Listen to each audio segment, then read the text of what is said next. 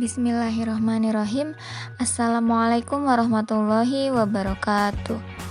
Di sini saya Nur Asih dan rekan saya Anissa Rahadatul Aisy akan menjelaskan tentang imunologi kanker 2. Selamat mendengarkan. Baik, untuk slide selanjutnya ada definisi. Kanker adalah suatu kondisi di mana sel telah kehilangan pengendalian dan mekanisme normalnya, sehingga mengalami pertumbuhan yang tidak normal, cepat, dan tidak terkendali. Sejalan dengan pertumbuhan dan berkembang biaknya, sel-sel kanker membentuk suatu massa dari jaringan ganas yang menyusup ke dalam jaringan sehat, di sekitarnya yang dikenal sebagai invasif. Sel kanker dapat menyebar atau metastasis ke bagian alat tubuh lainnya yang jauh dari tempat asalnya melalui pembuluh darah dan pembuluh getah bening, sehingga kanker tumbuh di tempat yang baru dan hasilnya adalah suatu kondisi yang serius yang sangat sulit diobati. Terdapat lebih dari 100 jenis kanker di dunia. Beberapa di antaranya umum ditemukan pada individu tertentu. Misalnya kanker prostat yang hanya ditemukan pada pria dan kanker payudara yang lebih banyak ditemukan pada wanita. Slide selanjutnya ada 5 kelompok besar yang digunakan untuk mengklasifikasi kanker, yaitu yang pertama sarsinoma, yaitu kanker yang berasal dari kulit atau jaringan yang menutupi organ internal.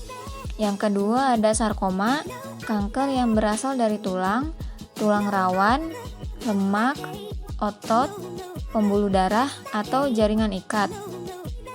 Lalu yang ketiga ada limfoma, kanker yang berasal dari kelenjar, getah bening, dan jaringan sistem kekebalan tubuh. Yang keempat ada adenoma, kanker yang berasal dari tiroid, kelenjar pituitari, kelenjar adrenal, dan jaringan kelenjar lainnya. Lalu yang terakhir ada leukemia, kanker yang berasal dari jaringan pembentuk darah seperti sumsum tulang dan sering menumpuk dalam aliran darah. Penyakit kanker bisa menyerang berbagai macam sel pada tubuh, mulai dari sel pada permukaan kulit hingga sel pembangun tulang. Meskipun pada beberapa jenis kanker bisa menimbulkan gejala yang khas, ada banyak gejala yang umumnya mirip dengan masalah kesehatan lain.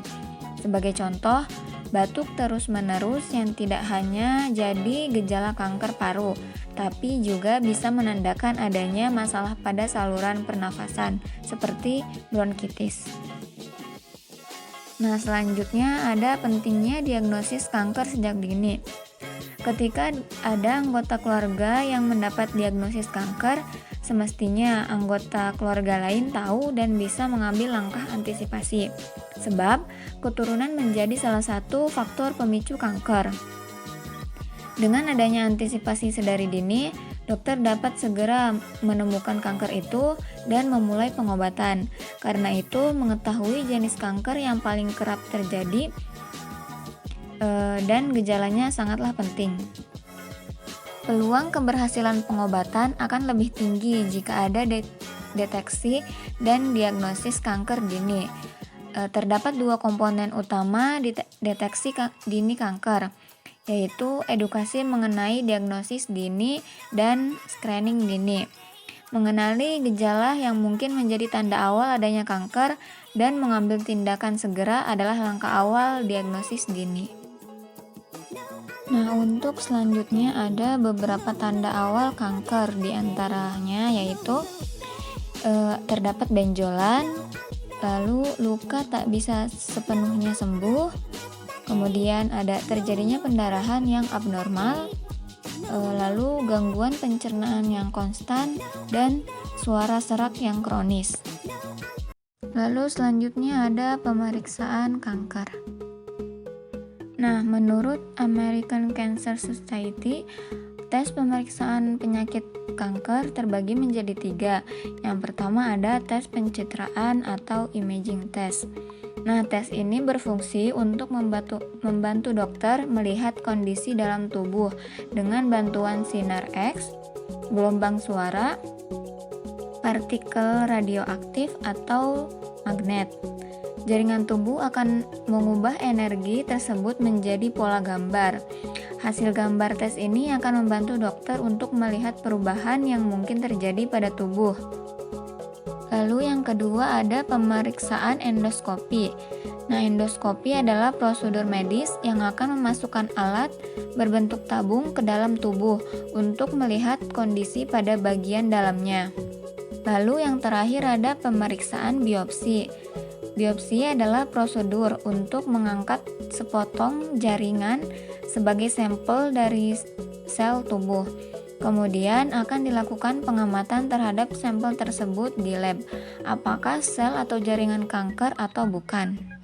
Tes ini sangat akurat dan hasilnya menjadi diagnosis pasti dari penyakit kanker. Oleh karena itu, biopsi seringkali menjadi kombinasi dari tes pemeriksaan kanker yang lainnya. Nah, untuk imaging test ini terbagi menjadi beberapa jenis. Yang pertama ada CT scan. CT scan ini membantu dokter untuk menemukan lokasi, bentuk, dan ukuran kanker. Efek samping yang mungkin terjadi setelah tes CT scan ini adalah ruam pada kulit, mual, nafas menjadi pendek, serta gatal atau pembengkakan pada wajah. Lalu yang kedua ada MRI atau Magnetic Resonance Imaging. Tes ini berfungsi untuk menentukan lokasi dan penyebaran kanker dalam tubuh. Kemudian efek samping dari MRI ini adalah mual, nyeri pada area suntikan, sakit kepala yang muncul beberapa jam setelah tes, dan pusing karena tekanan darah menurun. Lalu yang ketiga ada rongsen atau pemeriksaan X-ray. Pemeriksaan ini membantu dokter untuk menemukan sel kanker pada tulang, organ perut, dan ginjal. Efek samping pemeriksaan ini adalah sensasi terbakar pada area bekas suntikan, kemudian mual, muntah, dan perubahan pada indera perasa. Lalu yang keempat ada pemindaian nuklir. Pemeriksaan ini dapat membantu dokter menemukan lokasi dan luas penyebaran kanker. Lalu yang kelima ada USG atau ultrasound. Jika pemeriksaan rongsennya tidak tampak jelas, maka dokter akan merekomendasikan USG untuk menemukan lokasi kanker tersebut. Selanjutnya ada pemeriksaan endoskopi. Ada beberapa jenis endoskopi sesuai dengan area tubuh pemeriksaan. Yang pertama ada bronkoskopi. Nah, ini bertujuan untuk mencari tahu penyumbatan pada saluran udara seperti tumor dengan menggunakan bronkoskop yang dilengkapi dengan laser kecil. Kemudian ada kolonoskopi yang berguna untuk mencari penyebab berat badan yang menurun drastis, pendarahan pada rektum, atau perubahan kebiasaan buang air yang menjadi ciri khas kanker kolorektal. Selanjutnya ada laparoskopi yang bertujuan untuk mengetahui penyebab nyeri pinggul dan mengambil sampel jaringan pada tumor untuk kanker serviks, kanker ovarium, dan kanker rahim. Dan yang terakhir ada sistoskopi yang berguna untuk mengetahui adanya kanker pada kandung kemih dan uretra, sekaligus mengangkat tumor berukuran kecil di area tersebut. Lalu yang terakhir ada pemeriksaan biopsi.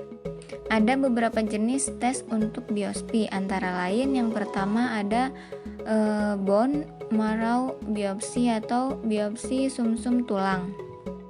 Tes ini akan dokter rekomendasikan jika terdeteksi kelainan dalam darah atau ada kecurigaan bahwa kanker berasal atau telah menyebar ke sumsum tulang belakang. Lalu selanjutnya ada endoskopik biopsi atau biopsi endoskopi.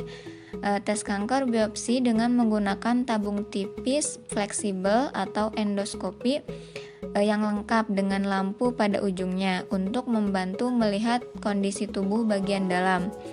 Alat tersebut nantinya akan berguna sebagai pemotong sedikit jaringan untuk diteliti.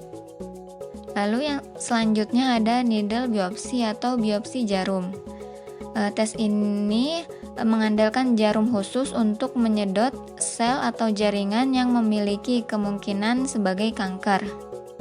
Biopsi jarum sering dilakukan pada tumor yang dapat dirasakan dokter melalui kulit seperti benjolan payudara dan perbesaran kelenjar getah bening. Selanjutnya, surgical biopsi atau biopsi bedah.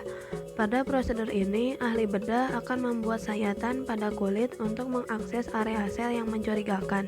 Sebagai contohnya, mengangkat benjolan payudara yang mungkin menjadi gejala kanker payudara dan pengangkatan kelenjar getah bening yang memiliki kemungkinan sebagai kanker limfoma. Pada prosedur ini juga, dokter akan merekomendasikan untuk mengangkat bagian dari area sel yang abnormal atau biopsi insisi, atau mengangkat seluruh area sel abnormal atau biopsi eksisi. Berdasarkan hasil pemeriksaan di atas, dokter akan menentukan tingkatan atau stadium kanker. Secara umum, tingkatan kanker dibagi menjadi stadium 1, 2, 3, dan 4. Makin tinggi stadium kanker, maka gejala penyakitnya akan semakin parah dan kemungkinan untuk sembuh semakin kecil. Tinggi rendahnya penyakit kanker ditentukan berdasarkan ukuran kanker, ada tidaknya penyebaran kanker ke kelenjar getah bening di sekitarnya, dan seberapa jauh penyebaran kanker ke organ lain. Hal yang perlu diperhatikan sebelum tes kanker. Sebelum menjalani tes, pasien akan diminta untuk menghentikan penggunaan obat-obatan tertentu, misalnya aspirin. Penggunaan aspirin dapat menyebabkan perdarahan jika pembedahan dilakukan. Selain itu, pasien mungkin perlu juga melakukan pembersihan usus agar mempermudah proses pemasukan alat untuk melihat kondisi saluran pencernaan. Caranya dengan minum obat pencahar sehari sebelumnya agar usus bersih dari feses. Pasien juga mungkin tidak boleh makan dan minum sebelum tes. Berikut metode pengobatan kanker yang umum digunakan. Yang pertama, kemoterapi dilakukan dengan memberikan obat-obatan untuk merusak sel kanker. Yang kedua, operasi dilakukan dengan memotong dan mengangkat jaringan kanker. Yang ketiga, radioterapi dilakukan dengan menggunakan paparan radiasi untuk membunuh sel-sel kanker. Radioterapi terdiri dari dua jenis, yaitu radiasi dari mesin yang berada di luar tubuh atau radioterapi eksternal, dan radiasi dari alat implan yang dipasang di dalam tubuh atau brachytherapy. Yang keempat, transplantasi sumsum tulang. Pada prosedur ini, sumsum tulang penderita akan diganti dengan sumsum tulang yang baru dari pendonor. Yang kelima, imunoterapi atau terapi biologis, bertujuan untuk mengaktifkan sel imun penderita untuk melawan kanker. Yang keenam, terapi hormon, bertujuan untuk menghambat hormon. Beberapa jenis kanker seperti kanker payudara dan kanker prostat dipicu oleh hormon. Oleh karena itu, dengan menghambat hormon tersebut, pertumbuhan sel kanker dapat dihentikan. Yang ketujuh, targeted drug therapy, dilakukan dengan memberikan obat-obatan yang mampu menghambat mutasi genetik pada sel. Selanjutnya, pencegahan kanker. Pencegahan kanker bisa dimulai dari diri sendiri dengan selalu menerapkan pola hidup yang sehat, di antaranya rajin berolahraga dan menjaga gizi seimbang. Bila menemukan tanda awal atau ada anggota keluarga yang menderita kanker, diperlukan diagnosis kanker sejak dini dengan memeriksakan diri ke rumah sakit. Konsultasikan kepada dokter gejala yang dialami untuk mendapatkan penanganan medis yang tepat. Sekian presentasi dari kelompok kami, kurang lebihnya mohon maaf. Wassalamualaikum warahmatullahi wabarakatuh.